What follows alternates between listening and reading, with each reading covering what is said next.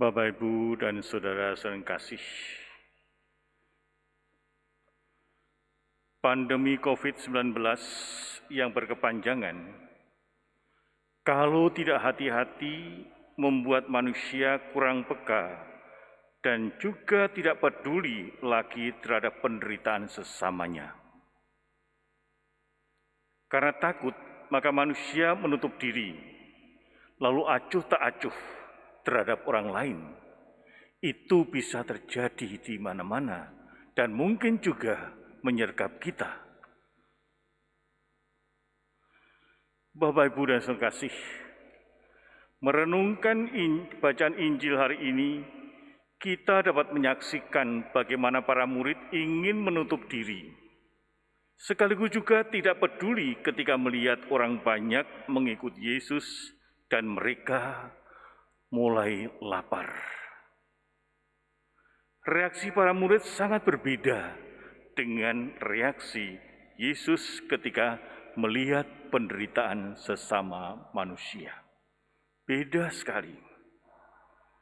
Penginjil mengatakan bahwa hatiku tergerak oleh belas kasihan kepada orang banyak itu.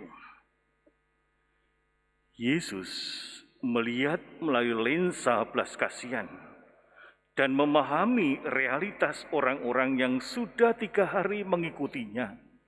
Yesus merasakannya, mereka itu pasti lapar. Tidak mungkin tidak lapar.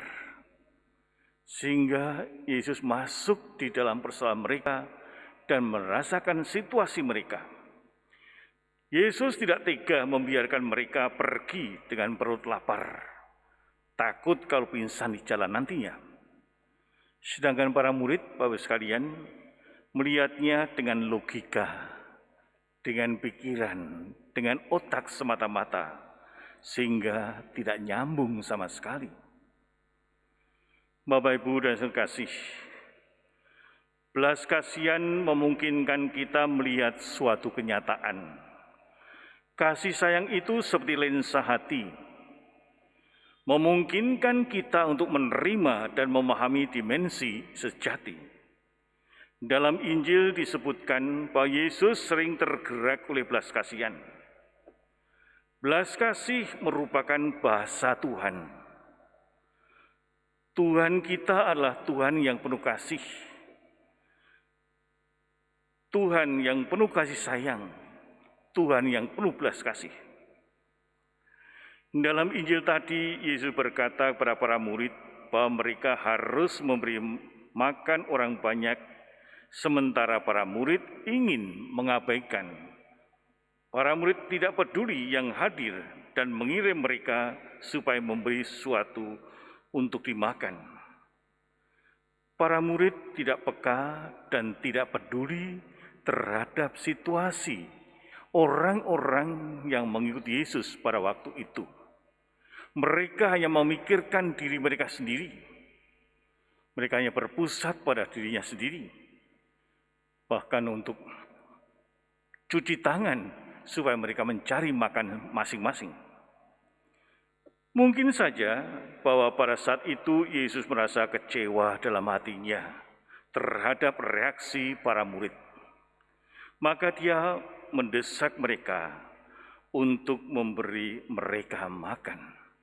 Ketika mendengar bahwa para murid bereaksi seperti itu, maka sebenarnya Yesus memaksa, kamu harus memberi mereka makan. Kamu bertanggung jawab terhadap orang-orang yang sudah 3 hari mengikuti aku ini. Bapak, Ibu, dan saudara kasih, Tuhan berbelas kasih kepada mereka yang menderita. Injil berkisah di satu sisi tentang gerakan belas kasih Yesus, dan di sisi lain dari sikap mementingkan diri sendiri dari para murid. Para murid mencari solusi tanpa kompromi yang tidak membuat tangan mereka kotor dengan berkata bahwa tempat ini suci. Itu berarti bahwa para murid sebenarnya ingin lepas tangan menghadapi situasi yang konkret seperti itu. Jika belas kasih adalah bahasa Tuhan, maka seringkali bahasa manusia adalah bahasa ketidakpedulian. Itu juga terjadi sampai saat ini. Betapa sering juga kita tidak peduli terhadap sesama yang menderita.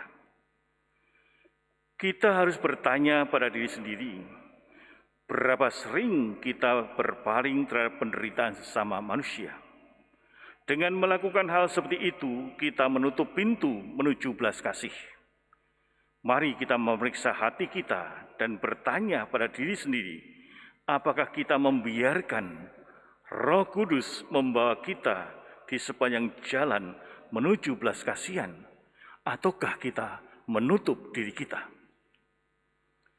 Ketika Yesus menerima 7 roti, Yesus mengucap syukur, memecah-mecahkannya dan memberikannya pada murid-muridnya untuk dibagi-bagikan. Dan mereka memberikannya kepada orang banyak yang mengikuti Yesus pada waktu itu. Dan mereka makan sampai kenyang. Bapak, Ibu, dan saudara yang kasih, dengan tindakan belas kasih, mereka hidup berkelimpahan. Buktinya adalah roti-roti yang 7 tadi sampai sisa 7 bakul. Dengan memberi makan kepada yang kelaparan, menyiratkan tindakan keadilan. Belas kasih membawa kita di sepanjang jalan menuju keadilan sejati. Kita harus selalu mengembalikan apa yang menjadi hak orang lain, dan ini selalu menyelamatkan kita dari sikap egois, dari sikap ketidakpedulian, dan juga dari sikap menutup diri. Cinta kasih menghasilkan budaya baru di dunia ini, yakni budaya belas kasih, memberi kehidupan pada perubahan yang sebenarnya. Sehingga hanya orang-orang yang memiliki cinta kasih, dialah yang akan mempunyai belas kasih. Tergerak hatinya untuk sesama manusia yang menderita. Maka mari kita memberanikan diri, baik secara pribadi atau secara bersama-sama, mendekati saudara-saudara kita yang sedang menderita di sepanjang jalan hidup kita.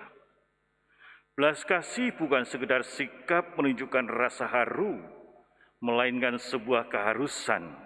Belas kasih tidak ada batasnya.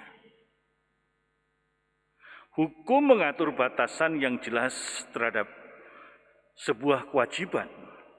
Namun belas kasih tidak pernah berkata, cukup, saya sudah menyelesaikan tugas saya. Orang yang memiliki belas kasih, dia akan selalu terbuka terhadap sesama manusia, walaupun itu bukan orang-orang yang sama agama, bukan orang sekeyakinan, bukan orang yang sesuku, tapi tergerak untuk menolong dengan tulus dan ikhlas. Itulah yang dilakukan dan dihayati oleh Yesus dari Nazaret.